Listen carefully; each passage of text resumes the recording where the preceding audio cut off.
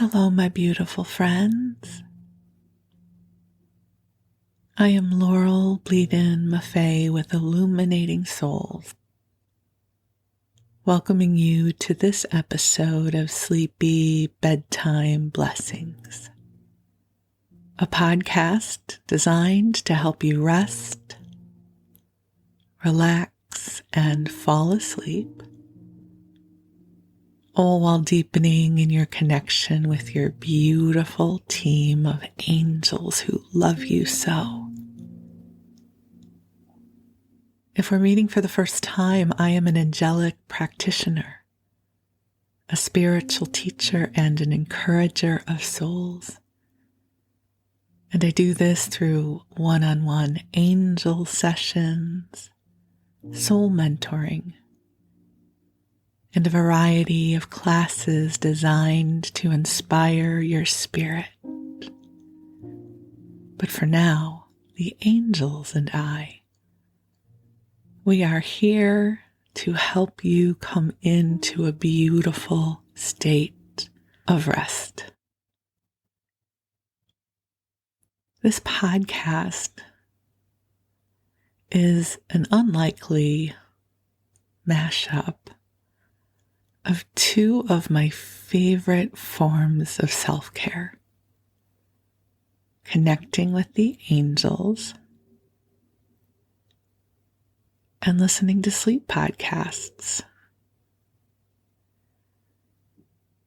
Connecting with the angels is something I really do every day of my life. I love experiencing the world through the lens, through the knowingness that this universe is filled with great love for me and for you too.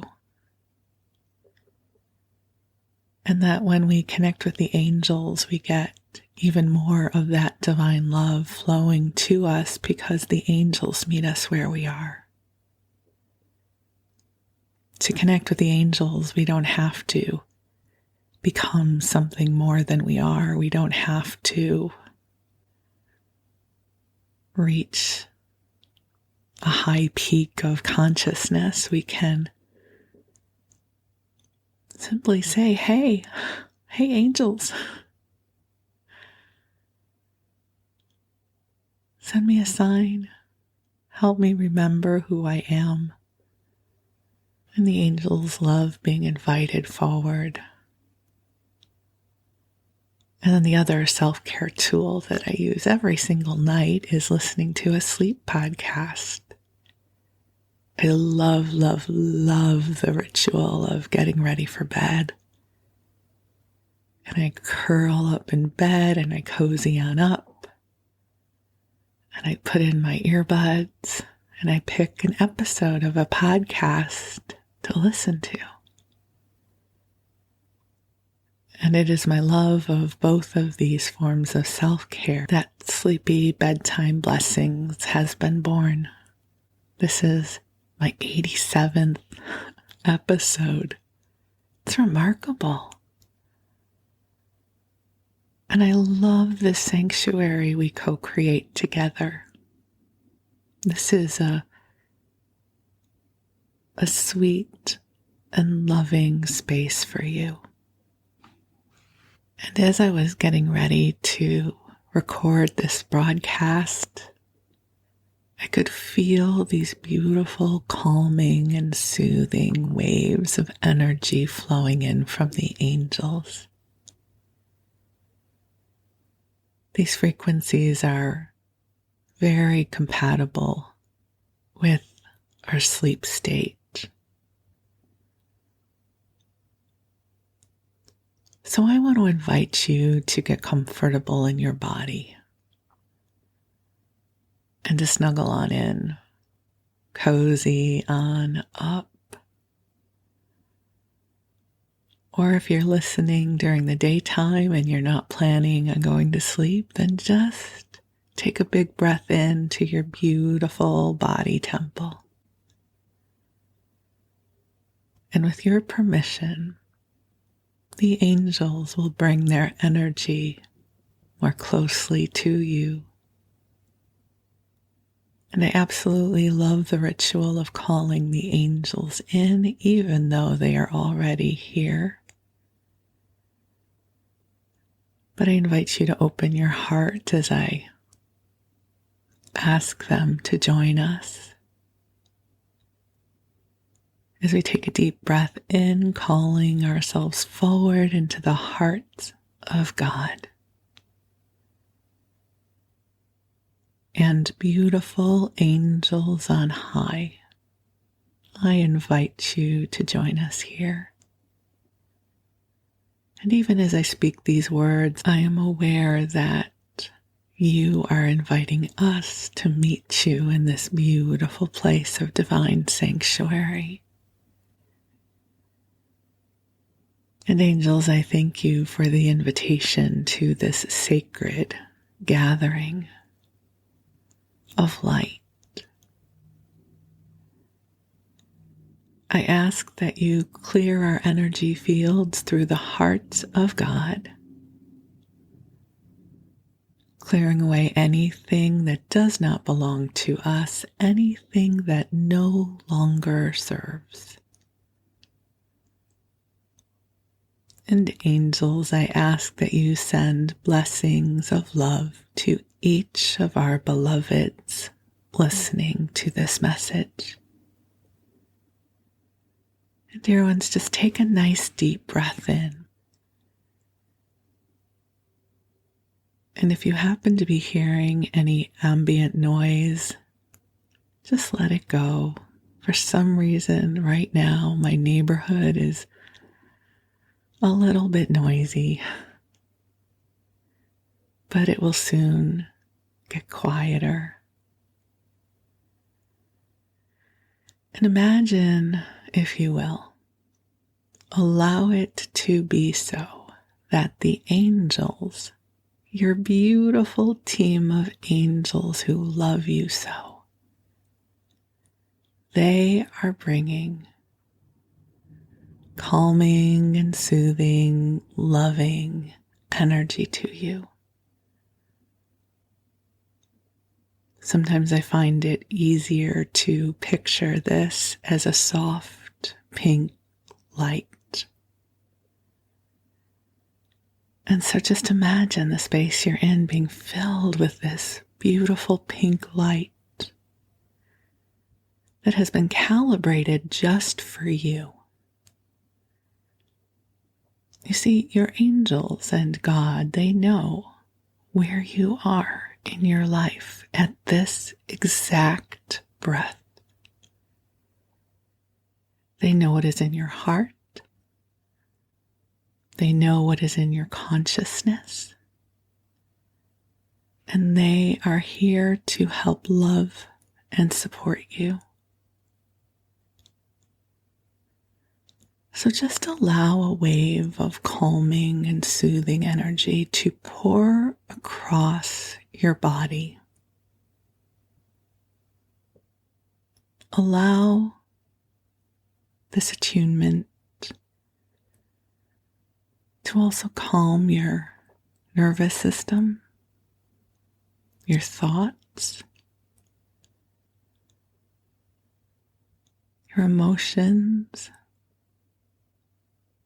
to help you come into a deeper state of nourishing rest. You have done enough for this day. And you are worthy of drifting off into that beautiful mystery of sleep. So as you find your way into sleep, I want to share with you a tool that I learned at the University of Santa Monica. It's something they call a bedtime intention. The premise is that time before we go to sleep, it is a powerful time to set our intentions, to say our prayers, to invite in God and the angels, because as we are in the astral realm during our sleep cycle, it is a wonderful time to heal and clear and gain clarity, connect with inspiration.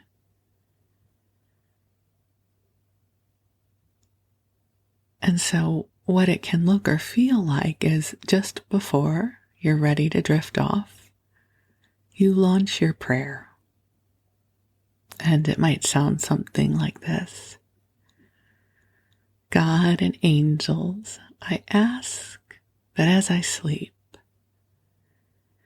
you help to clear out my patterns of, and fill in the blank, my patterns of fear. I ask that you help clear out my worry, whatever it is that is up for healing or clearing for you. And I ask that as I sleep, you connect me with inspiration and love so that I can awaken in the morning with a sense of balance and peace. So in that prayer, you insert what it is you seek to experience. And I find bedtime intentions to be so powerful. I often use them if I'm not sure what kinds of classes to offer, even what to talk about in a podcast episode. I go to sleep and I say, okay, angels, show me or help me know what to offer as far as my next class or what I should talk about in the podcast. And almost always the next day or the day after, I have an awareness or a shift in consciousness. It's one of the reasons that I love sleep podcasts so much is, for me, they help me unplug from the day-to-day jibber-jabber of the mind into an intentional stream of focus. So let's do one together. Bedtime intentions. Hello, angels. Beautiful ones, just take a nice big breath in. The angels are here. All right, angels, beautiful angels. God, I ask that you clear from me now anything that no longer serves. And while I sleep, help me connect with inspiration and divine movement and understanding, that I awaken in the morning feeling refreshed and on purpose and even more of who I am. And dear ones, just take a nice deep breath in, allowing it to be so. And you can always put your own prayers and intentions into the circle as well. And take a nice deep breath in, allowing the blessing of God to meet you where you are. You, my friend, are a beloved in this universe. You are a gift from on high. And I affirm that you are blossoming open to new experiences, new adventures that will delight your spirit. And just take a breath in.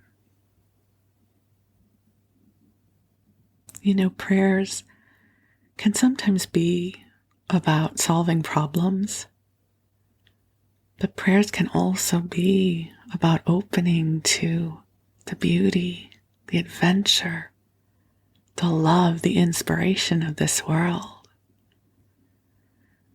Right? A prayer, God, help me to see the beauty of this world.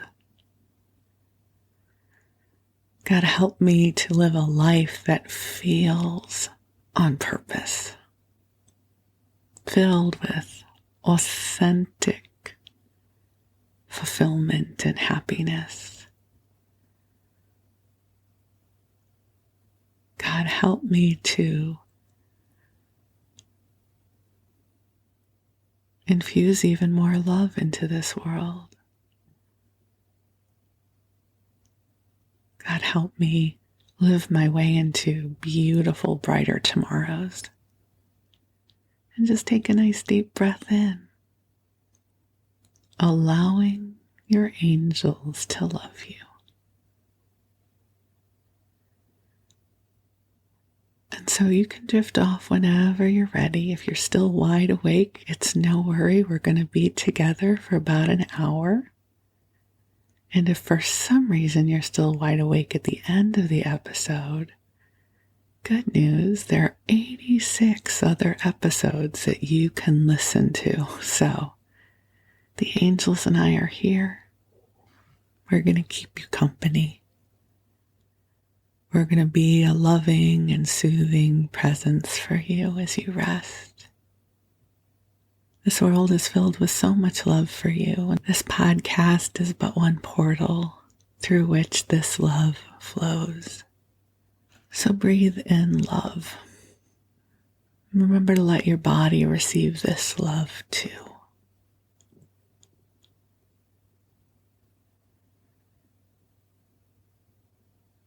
And while you do, I thank God for the gift of you. So you rest. And while you rest, I'm going to tell you a story. So, the story I want to share with you is a recent one. As some of you know, I recently participated in a training with Mike Dooley, who you might know from Tut Messages from the Universe, and also a lot of his other books and his podcast. He's a wonderful, inspirational author and teacher. And he recently facilitated his program, Infinite Possibilities, a training to certify us as trainers. And when the email came through my inbox, I just immediately got a yes. And I've learned to listen to these yeses. And oftentimes when these yeses come in, I may or may not be fully aware of why the yes has arrived. But the yes came through, and I negotiated with it. The program required an investment of money, and I was being practical, and I was like, I don't know. But the yes continued to dwell. And I chose it. I said, okay. And as soon as I said, okay, my entire beingness lit up. I love when that happens. You know, sometimes we just need to take the leap of faith and know that we're being guided somewhere beautiful. And it was a wonderful training. I'm still assimilating it. But there are definitely some takeaways I thought I could share with you that are sleep podcast appropriate. So you don't have to get out a notebook. I'm not going to teach you deep concepts that you need to be awake for. I'm just more going to share with you about what my journey has been so far with the program and some of how I'm synthesizing what I've learned. And again, this is a sleep podcast, so I'm going to be rambling a bit. I have no illusions that this is going to be linear and follow an outline. Rather, I'm just going to share with you different snippets of awareness that I've had over the past 2 weeks as a result of this experience. So, I'm going to start off talking about my comfort zone. I love my comfort zone. I'm a Taurus, which means I typically don't like change. I like comfort. I like home base. And my life is really built around my comfort zone. I'm fortunate that my comfort zone is rather big. So my comfort zone includes teaching people, meeting new people as a practitioner, being on social media, having a lovely social group of friends, being in a lovely marriage. So my comfort zone's pretty good. You know what isn't in my comfort zone? Meeting new groups of people. I get weird social anxiety. Not anxiety might be too strong a word for it, but I do not enjoy being in a room full of people who don't know who I am. I don't mean this in an egoic way. Like, I'm okay being in a room full of people who know me. It doesn't mean they have to shower me with attention, but when I'm in a room of people who know me, who know who I am, there's a part of me that feels relieved. Like I don't have to try to figure out where I fit in the hierarchy of this group. And I have to say, this is a really primal experience. It's almost anthropological.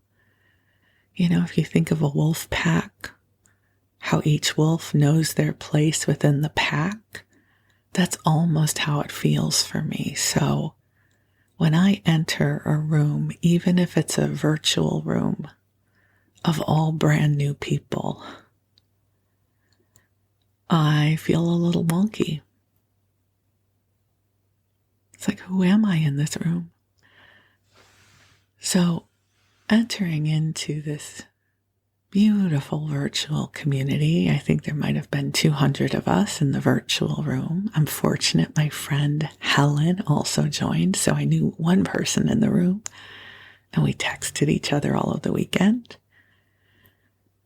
But I had shared with Helen how hard it was for me to be in the room and be in the smaller groups and feel this sense of unease.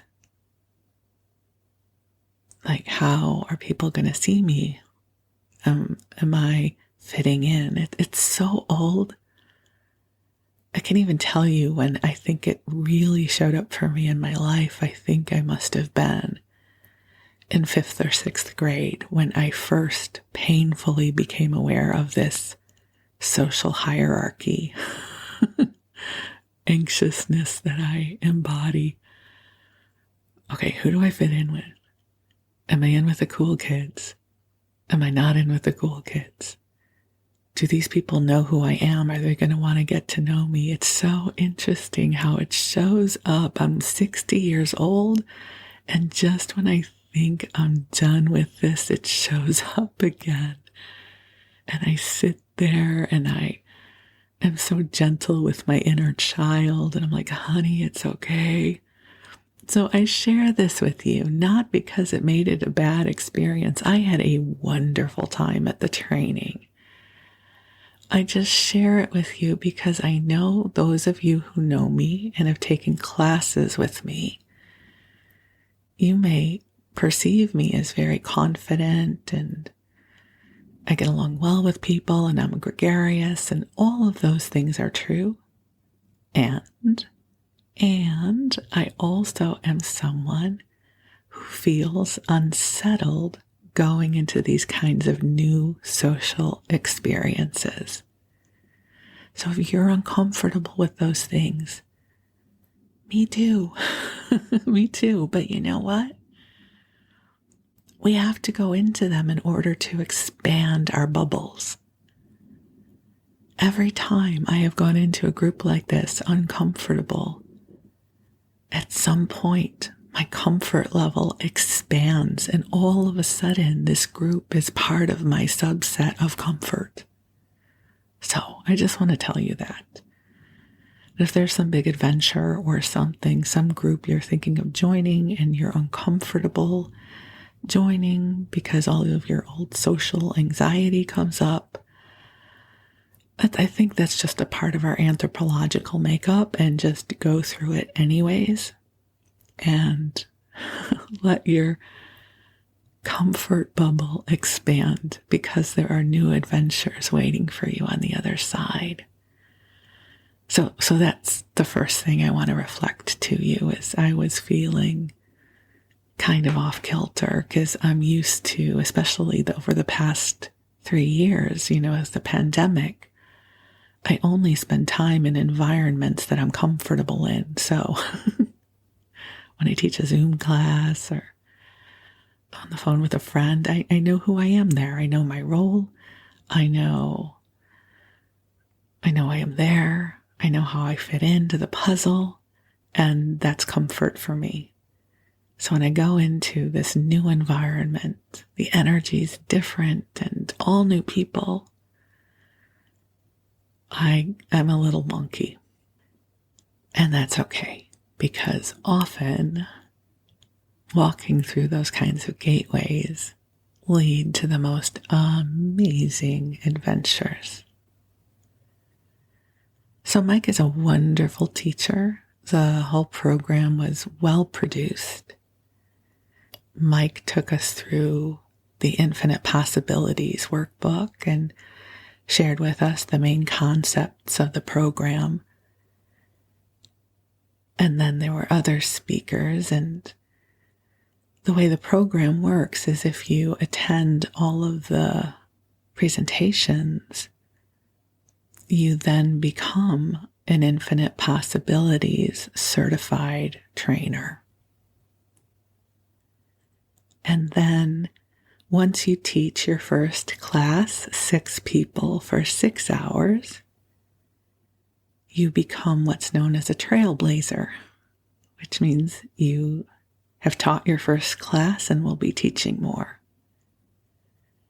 One of the things that I love so much about the program is that it creates a path forward for stepping into these teachings and this work as ourselves. And I have always responded really well to these kinds of programs. One of the reasons I was able to launch Illuminating Souls and step forward as an angelic practitioner is because of the amazing training I received from Doreen Virtue back when she was still teaching about the angels. She had her angel therapy practitioner training, and a huge component of that was teaching us how to do this work professionally. At the time, she had way more requests for readings than she could ever fulfill. And so she trained all of us to go out into the world and also do readings. And as part of the training, she would always have an alumni panel where people who were already doing this work professionally would come in and talk to the students. And that really inspired my heart because it showed me a path forward. And also, she had another class called Spiritual Teachers Training. It was a 3-day class, as I recall, a small group. I think there were 27 of us. And she basically downloaded 3D information about how to run a spiritual business. This is what a workshop is. This is how you put together a class. This is how you create a flyer. This is how you give a presentation. And all of that was new information to me because I had always worked for corporations. So I didn't really know how to run a business like this, and I learned so much from her. That class is actually, in part, what inspires the business trainings that I offer now. Because I want to help you do this work as well if that is your calling. And then after I did her trainings, I got to join her message board. This was before social media.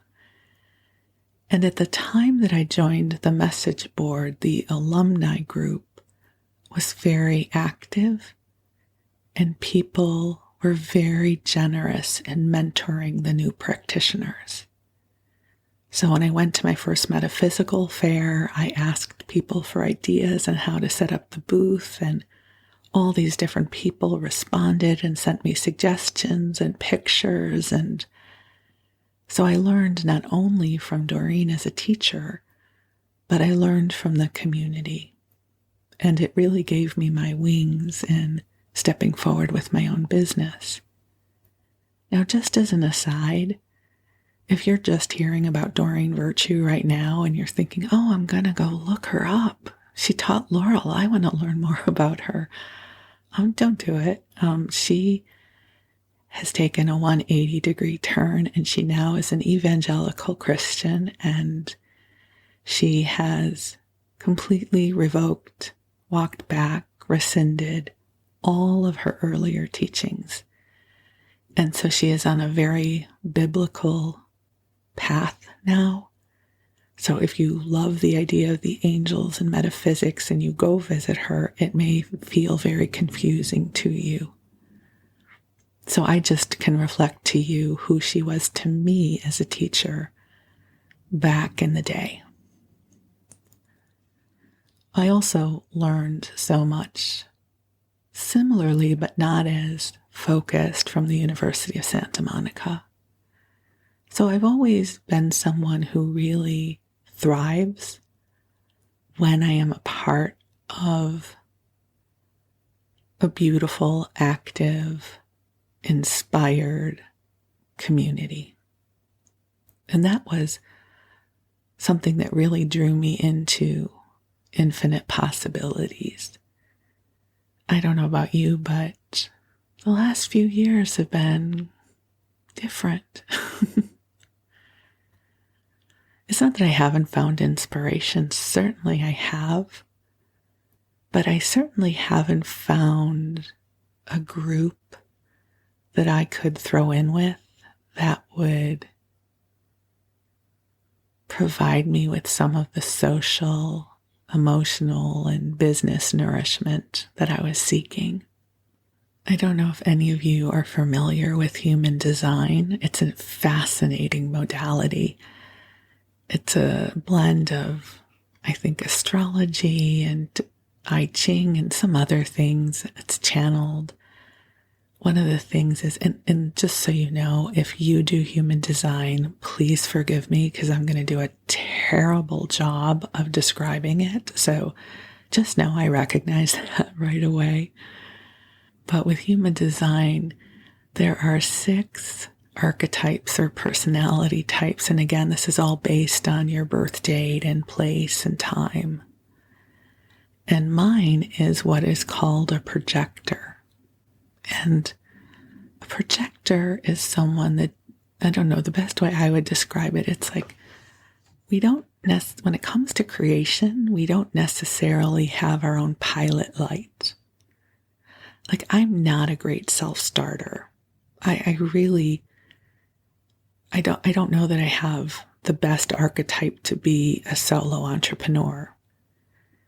I actually do best when I am invited to participate with a team. I'm a great team member. So when I belong to a community that is already in its vibrancy and vitality, I thrive because the engine is already ignited. So I do well when I can participate in a beautiful, vibrant group. That was my truth at USM, was my truth when I was an angel therapy practitioner. And so part of what really drew me into the Infinite Possibilities program was getting to be a part of this engine that already existed. Mike had these teachings. The teachings definitely are harmonious with what I already believe and teach. There's a beautiful, vibrant community, and this program is set up to help us step out and be facilitators. Like it hit all of the notes for me. And I think with any of these programs, any kind of spiritual journey, I always feel that it's important that we discern what we're learning and bring it through our filters. Because what I have found over the years is I may embody a teaching differently than you might. Right? If we were all going to gather together and each of us were going to teach a class in forgiveness, we would all have powerful insight to share, and it might come through each one of us differently.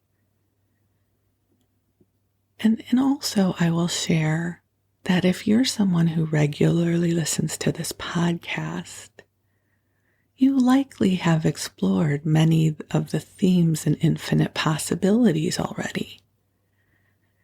You know, the things that we hear all the time, your thoughts create your reality. Your belief systems are important to taking inspired action. I would be surprised if any of this is new information to you. But as one of my teachers says, she says, it is one thing to learn a spiritual principle, but it can take a lifetime or lifetimes to learn to embody it. And I think so many of these spiritual principles, they deserve to be reviewed throughout our lifetime because we will experience it and embody it differently depending on where we are. And that's a little bit of what I want to share with you here.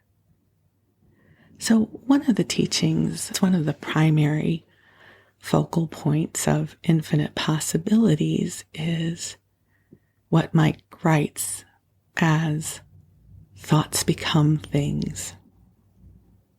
Another way of speaking of this is our thoughts become a reality. Now, I believe this is a powerful premise. I believe that it has truth, and I've been doing this work professionally now since 2006. And I also know that teachings like this can get weaponized. Now, I don't believe Mike weaponizes this, so this is not where this is going. But when we hear our thoughts become a reality, our thoughts create a reality, there's this guilt and shame cycle that can show up, like, what am I doing wrong? And I also remember the scene in The Secret. I don't know how many of you saw that. And it's like your thoughts create your reality, and it's a picture of someone visualizing themselves driving an expensive foreign sports car. As if it's that simple. And it's not. It can be very complicated. But I want to share with you the way I metabolize that teaching, because maybe it will help you in that. So again, this is my opinion. This is my perception. This is what the angels have told me. It's what I believe. First off, I have to say, I believe there's a randomness to life. I believe storms happen. Right? When there's a hurricane or a tornado or some kind of cataclysmic event, I don't believe that people are caught up in it because they weren't thinking positive thoughts. I think storms happen. And I think there is a randomness to life. So if you're in the middle of a really difficult cycle, I don't think it means that your thoughts aren't positive enough. I think we all go through a roller coaster of life where we're at the height and we're in the doldrums. I believe all of that is true. And I don't believe it's because your thoughts are not good enough. So take a big breath. Let's just start there. But then you might be saying, but Laurel, then what is it? How do we apply it? Well, I want to share with you one of my huge shifts that I experienced in my life that can be reflected in this teaching. So your thoughts help shift your narrative, your belief structure, how you fit, how you belong, who you are. So as I shared with you in a number of the different podcasts, including the last one, I had a 7-year period that was kind of rough. It wasn't that it was, cataclysmic. I didn't have something horrible happen. But I got really lost in who I was. I was ticking all the boxes. I had a good job. I had good friends. But I wasn't happy, and I wasn't happy with who I was. There's a line in a David Wilcox song that I have shared with you before, and it says, "There's a break in the cup that holds love inside of me." And I just would cry when I heard that lyric, because I thought that's true. That if people around me were loving me, I felt the love. But when I was alone in my own skin, I felt the absence of it. And when I went to the University of Santa Monica, that first night of class, they go over some main tenets of the program, and they say, we're going to ask that you just believe in these tenets for now. It's going to help us move through things more quickly. One of the thoughts, one of the tenets, is that you are a spiritual being having a human experience. Now, I know you've heard some version of that. USM did not invent that adage. But when I started contemplating it for myself, I recognized that I had really perceived myself as a person with a soul. And this soul was this mystical thing, and that what I thought is once I die, whenever that's going to be, I get reunited with my soul. Like I get to go home to God. I get to be reunited with love. I get to be reunited with the wholeness of me. But until then, I'm kind of hanging out the next 40 years with this subset of me that is Laurel. Wasn't a very appealing belief system. But as I went through University of Santa Monica and these teachings of you are a spiritual being having a human experience, and as such, you are whole and complete. You are filled with wisdom and love and light. And I began having different experiences, and I contemplated myself and my place in the world differently as a result. And my belief system profoundly began to shift, as well as the way I identified myself and my place in this world. So thoughts become things. So I was living for a long, long time with the thought, the belief, that I was my flaws, that once I lost the weight, once I met my man, once I got married, once I had my house, then I would be fulfilled. But until then, I was living half a life, and I was not complete. And I was in a perpetual space of grief about the state of my life. So during that time of being at USM and having many, many opportunities to contemplate this shift. So what does it mean if I am a divine being in human form? What does it mean if I am already whole and complete and there are just aspects of me that have forgotten? What does it mean if I am filled with magic and wisdom and love and light? What if that is the truth of me? And I found that I began to blossom open. I found that I began to see myself through different eyes. Another huge shift that happened to me, this would have been somewhere around 2004, is I became very aware over those first few years of my USM journey of experiencing deep homesickness. And those of you who also feel it will understand it was homesickness for my life beyond this realm. Not homesickness for Skokie. Homesickness for God. Homesickness for the expanded consciousness of spirit. For that compassion and love and light that I knew was at my truth and my core, but was so hard to access here. And I would get in the shower and I would cry about my homesickness. And one day the angels came to me. They said, part of the problem here is you have it wired that you can't have a life here that feels like home. What we recommend is that you adopt a new perspective. Ask God, say, God, help me create a life here that feels like home.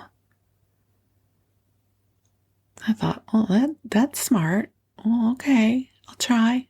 Hey, God, I was probably crying at the time. God, God, please help me create a life here that feels like home.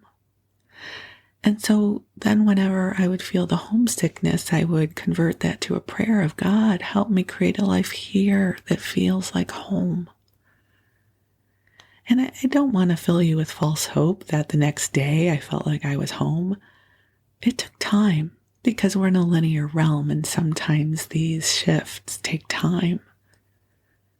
But I will say that I lived my way into a life that feels like home.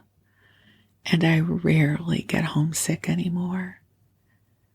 This life that I'm living is a beautiful life, and I feel God and the angels with me all the time. I get to know all of you. I have a lovely, wonderful life with my husband. I feel comfortable in my own skin. And so that was another example of thoughts become things. If I'm homesick, I'm homesick, I'm homesick. I don't get to go home until I die. Well, that was a hard belief to live with versus God, help me create a life here that feels like home. Oh, there's space in there. There's a place for miracles there. There's an invitation to embody change. And so as I was sitting with the teaching of thoughts become things, I really took a deep dive with it. And for me, that teaching is really about the narrative and the beliefs that we embody about ourselves and about this world. So listen, the world is a rough place sometimes, especially right now, right? We can all sit around and maybe talk about how things are a dumpster fire, and we'll be right. But you know what? We can also sit around and talk about how beautiful this world is. And we can each sit in our backyards and point out the things that are so beautiful. We can look in our lives and talk about the things that we find exquisite. See, this world is complicated and it's many, many things. And Just like when you look through a kaleidoscope, it can get fragmented in so many ways, and we can hyperfixate on certain fragments in ways that do not support our well-being.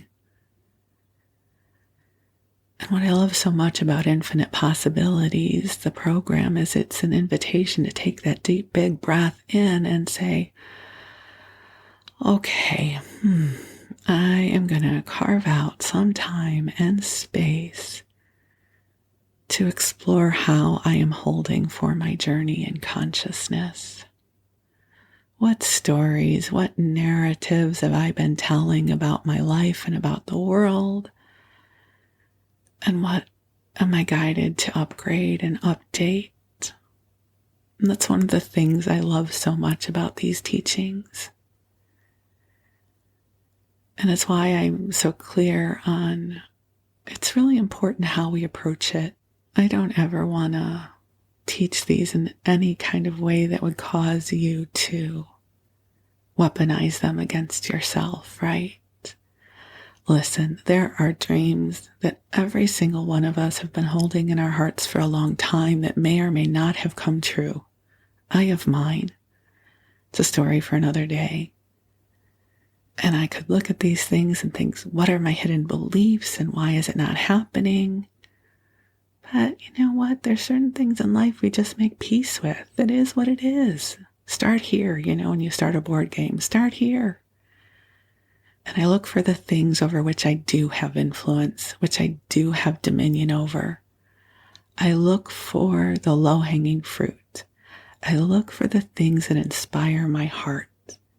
I look for the things that are big, bright yeses within me. Because at the end of the day, all of us, you and me, we are divine beings in human form. And we have this extraordinary consciousness that is ever evolving. And there are always access points where we can infuse more light into how we are experiencing the world. And so this is what I want to share with you. So I got to be a student again. And I got to meet an extraordinary group of people. And I have this invitation now to explore how I'm holding for my journey in consciousness through a different lens, which I think is healthy. I always appreciate an opportunity to do this. I don't think this is a one-time only experience. I think something like this is probably a good practice every year or 2 years or something, So what's on my docket now as far as life goes, and what are my thoughts and belief systems that I'm experiencing? Where can I use some more support from the angels and from community? So I just want you to know that I believe in you. And I love you. And I thank God for the gift of you. You are a divine being in human form. And as such, you are whole and complete.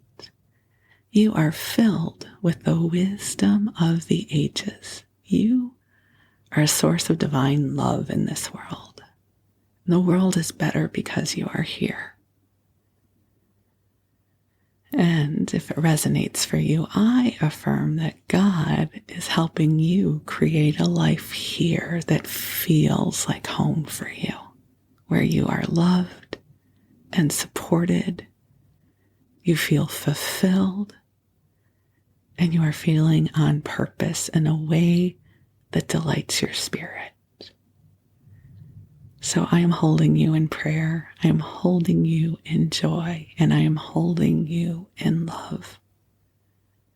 So you rest well, and know your angels are watching over you, and if you would like some more company, you can always queue up another episode.